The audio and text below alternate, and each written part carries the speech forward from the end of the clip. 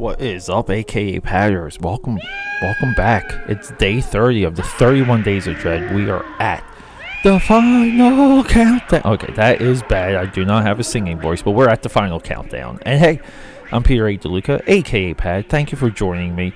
The 31 Days of Dread is my Me to You annual podcast event where we do one horror movie a day for the entire month of October. Say it with me. Entire month of October. The entire month is nothing but horror movies. Before, when I first did this, I would like a movie would come out and I would put the movie in like the middle of the 31 Days of Dread, like something new, something different. And it created chaos in numbering and keeping track of things.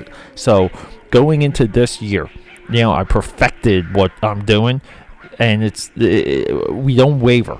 If something comes out, it's got to be within the 31 Days of Dread, or it waits. It gets put next month into November. But hey, we're talking Mary Shelley's Frankenstein, okay? It's a great movie directed by Kenneth Branagh. If you don't know who he is, I'll tell you all about him.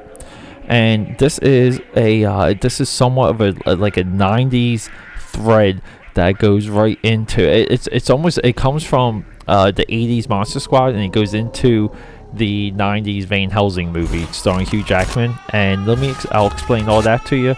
You already hear everything, all the music, all the intro stuff. I'm babbling here. Let's get through the intro and get back.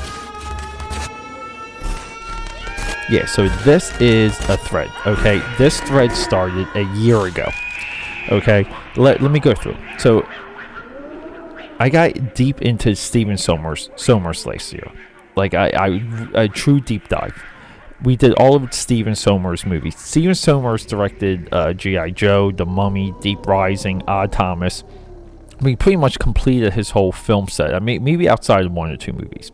But we did a deep dive with him. And so last year with the Monster Squad and Van Helsing, it was somewhat of this idea that everything from the 40s, everything from the black and white Universal monster movies, it didn't go away. It just kind of transferred. All the energy in the universe doesn't disappear. It transfers. So I get into I watch the old Invisible Man, blown away. The old Mummy, the old Wolfman, get blown away. And then I started realizing a little bit of this thread. Like in the 90s, we arguably had the best versions of all of the Universal horror adaptations and creations. Okay? Bram Stoker's Dracula, directed by Francis Ford Coppola, is the best and the most perfect Dracula will ever have, from the book to the screen. It is the personification of that book. Just even in idea and tone, weirdness. Okay? And then we have this Invisible Man movie called The Hollow Man, directed by Paul Verhoeven, the guy behind RoboCop, the guy behind Total Recall, the guy behind Starship Troopers. Now, Hollow Man, Hollow Man got a couple spin-offs. Let me just look up the date for Hollow, okay? The Hollow Man is a 2000 movie, so it comes in a little bit over the bar. Not exactly, okay? Let's get back into it, okay? And then we're dealing with Robert Englund, Freddy Krueger. He is in this incredible version of Phantom of the Opera. And last year, it's I ran out of time. I couldn't do everything. And I always say, this year, I want to do Dracula Rising, and I want to do I, Frankenstein, and I'm already thinking about how I can do them in November or December. This usually never happens with the 31 Days of Dread. I always have an excess, just in ideas and movies I watch, and I can't put them in. I just don't have the time.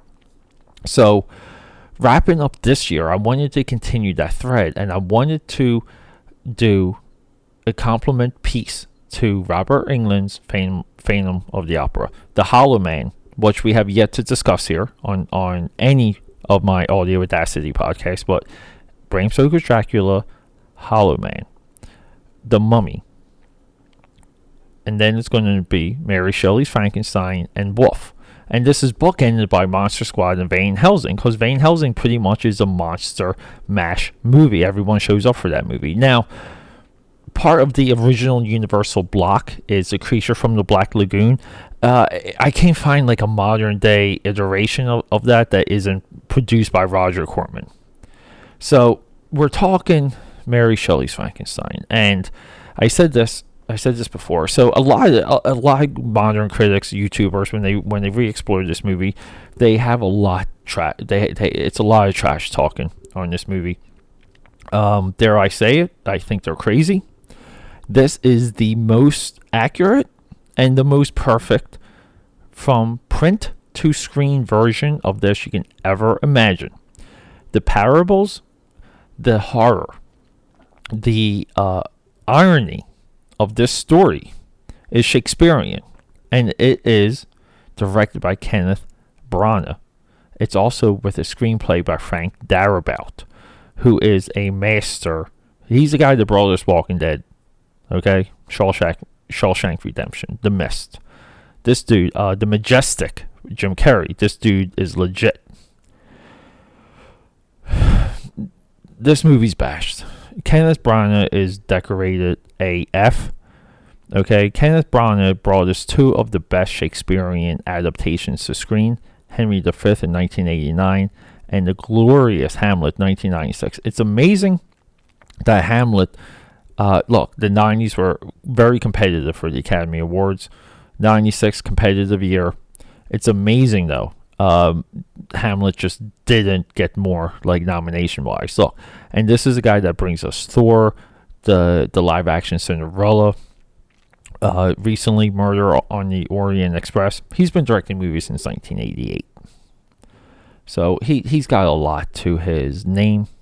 He is a Shakespearean actor. He's also an actor. He's legit. He's one of my guys. So getting back to this movie, produced by Francis Ford Coppola, music by Patrick Doyle, incredible music. The music for this movie too, again, as all horror movies should have, this adds to every single scene. We have one of the best creature designs ever. And you're like Pete, what are you talking about? Frankenstein is played by Robert De Niro. Okay, you know it's Robert De Niro. The makeup is so subtle. You can see him, but it's not him. This is good makeup. This is incredible makeup. We have one of Robert De Niro's best performances. For him to be this broken of a man, to be this it's almost like he has like a rise and fall. It begs you for this movie to be longer. You want so much more from him. You just want to see it. This movie's epic. Okay, we're going from the Arctic. We're going back to Switzerland. We're dealing with the plague. Okay, there's a scene in this movie where Robert De Niro, Frankenstein's monster, is he's waking up. He's becoming aware of the world, and he's walking through just streets of dead people. And he sits down on this flight of stairs, and there's nothing but rotting bodies around him. The plague is a wonderful backdrop to the beginning of this movie. This movie follows the triple narrative of the book between Frankenstein's monster, Victor von Frankenstein, and the cruise ship captain, so to speak. You know, Coconut Pete. And it goes through this, okay? The way how the monster dissects and breaks and goes through the livelihood of his creator and the reasons and the guilt that he has for it and the confusion. It's epic. It's epic. Again, like this movie blows me away every time I see it. I see it every few years. I've maybe seen this like 4 or 5 times. I remember seeing this in the theater when it came out with my buddy Rob. We went to Chi-Chi's before we saw this movie. We got dropped off at the mall, and I remember thinking the eels. You know, there's eels that do the electricity. That's how they solve the electricity in this movie. because it makes sense. You can get